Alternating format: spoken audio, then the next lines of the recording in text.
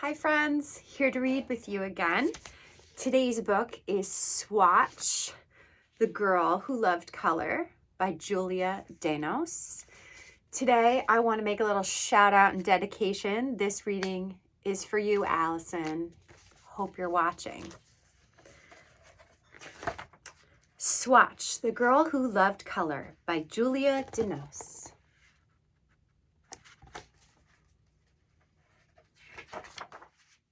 In a place where colors ran wild, there lived a girl who was wilder still.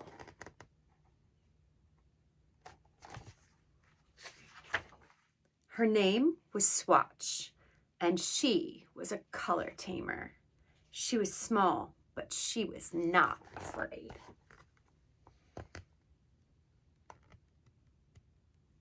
I neglected to show you the beautiful cover of this book.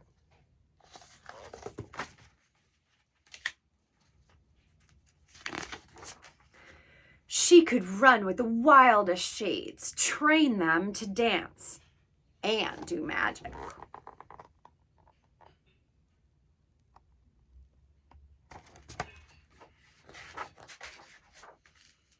With a little patience, she learned to hunt the rare ones. Bravest Green shot up the first week of March.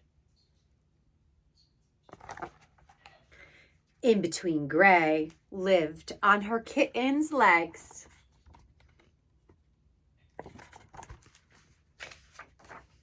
Rumble Tumble Pink rolled through the sky on the heels of outgoing thunderstorms. When she called them by name, they would come to her because Swatch loved color and color loved Swatch back.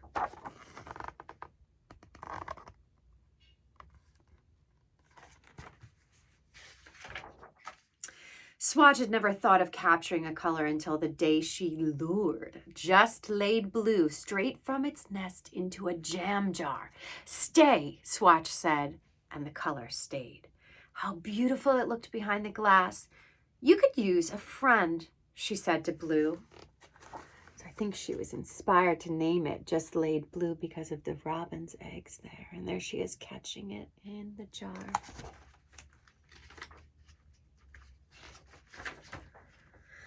So she caught one more, and then another, and another.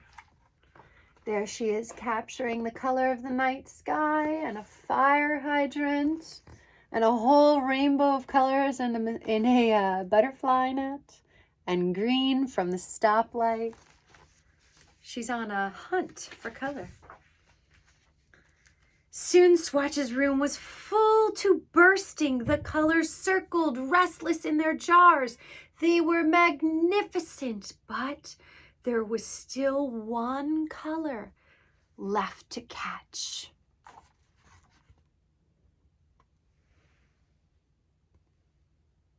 There she is in her room full of all her colored jars. Morning came, and there it was, fast fading and fierce, the king of all yellows. Blooming in the sidewalk crack in spite of the shadows, Swatch was ready at last. Yellowest yellow would be hers.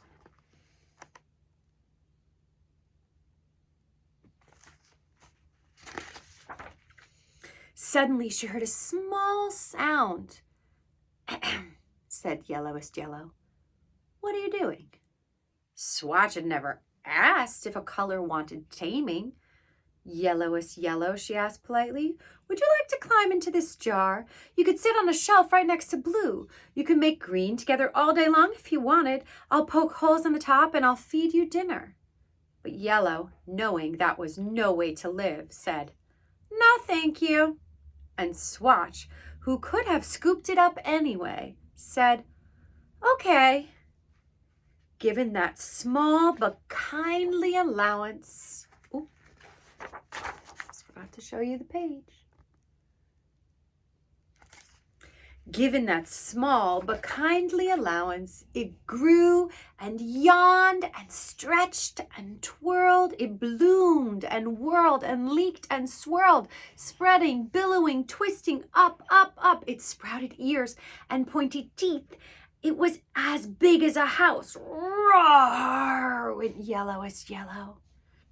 Swatch felt small. Her jar seemed silly. She had forgotten colors were wild. So she shut her eyes and prepared to be eaten.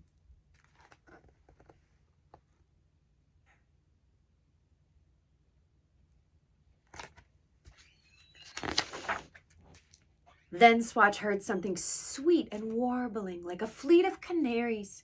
She smelled something warm and buttery like breakfast. Then something swished against her knee, purring and soft and just like home. So she opened her eyes.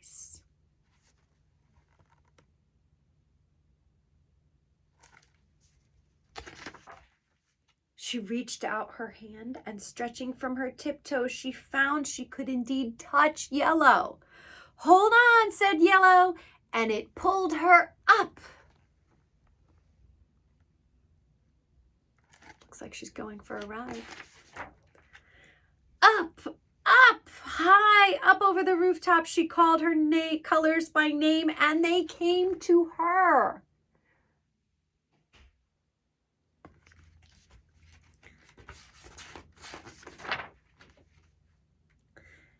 Here are all those colors flying out of her house, out of the jars, following her as she rides the wave of yellow.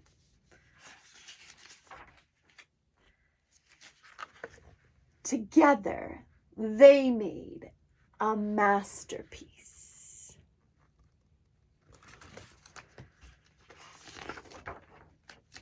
The end. Again, this book is called Swatch, and it's one of my favorites. I just think it's absolutely beautiful the way the main character starts to realize that colors have a life of their own, and it's best when you let them live it. Bye, everyone.